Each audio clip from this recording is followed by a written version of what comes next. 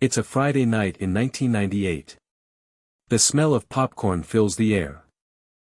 You grab your keys, jump in the car, and head to the most magical place on earth. No, not Disney World. You are going to Blockbuster Video. For a decade, Blockbuster was an unstoppable empire. At its peak, a new Blockbuster store opened somewhere on the planet every 17 hours. They had over 9,000 stores worldwide. They were practically printing money. But today, only one single Blockbuster store remains on Earth. A multi-billion-dollar monopoly was completely wiped off the face of the map. Everyone says Netflix killed them. But the truth is far darker and far more arrogant. Blockbuster didn't die because of streaming. Blockbuster committed suicide. Our story starts with David Cook, a visionary software engineer. In 1985, local video stores were messy, dark, and disorganized. David wanted to create a bright, family-friendly supermarket for movies.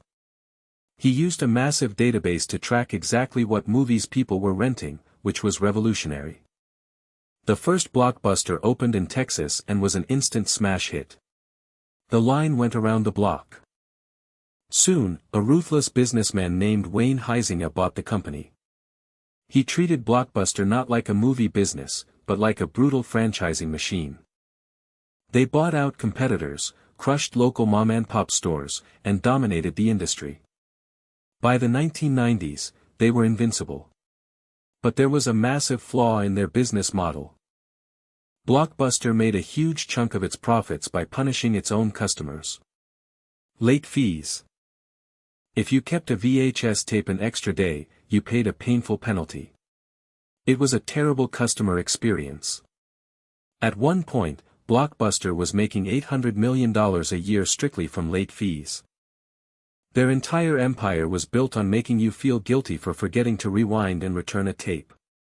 In 1997, a man named Reed Hastings rented Apollo 13 from Blockbuster. He returned it 6 weeks late. They charged him $40 in late fees. He was so angry that he went home and co-founded a little company called Netflix. Initially, Netflix didn't do streaming.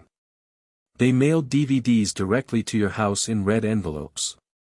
And their biggest selling point? Zero late fees. Keep the movie as long as you want.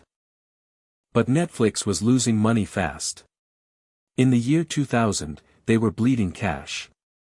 So, Reed Hastings flew to Dallas to meet the CEO of Blockbuster, John Antioco. Hastings made a desperate offer: buy Netflix for $50 million. We will run your online operations.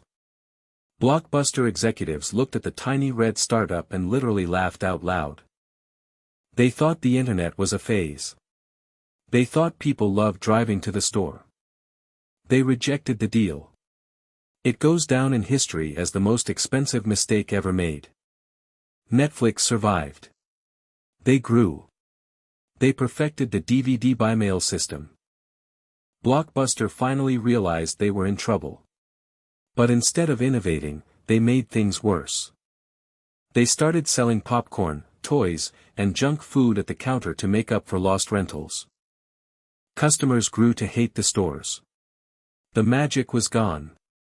By 2004, the CEO of Blockbuster actually launched a digital strategy to fight Netflix.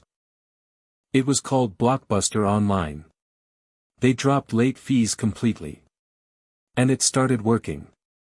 They gained 2 million subscribers very fast. Netflix was actually getting scared. But dropping late fees meant Blockbuster lost $400 million in revenue immediately. The board of directors panicked. They fired the CEO for spending too much money on the internet. They brought in a new CEO from 7-Eleven. An expert in physical stores. His genius idea? Cut funding to the website and focus on the physical stores again. He literally hit the brakes just as streaming was about to take over the world. Meanwhile, Netflix launched a streaming service in 2007. The game was officially over.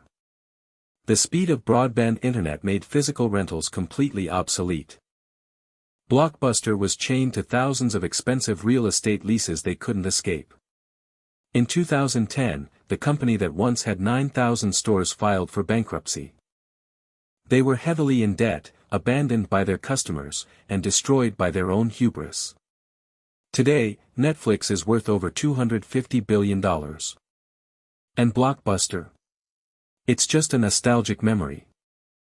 A brutal lesson in business: adapt to the future, or become history. The fall of Blockbuster wasn't a sudden murder. It was a slow, painful failure of leadership to recognize that the world was changing. They punished their customers, ignored the technology, and lost everything.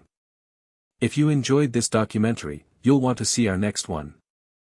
We'll explore why Kodak invented the digital camera and then hid it in a closet until they went bankrupt.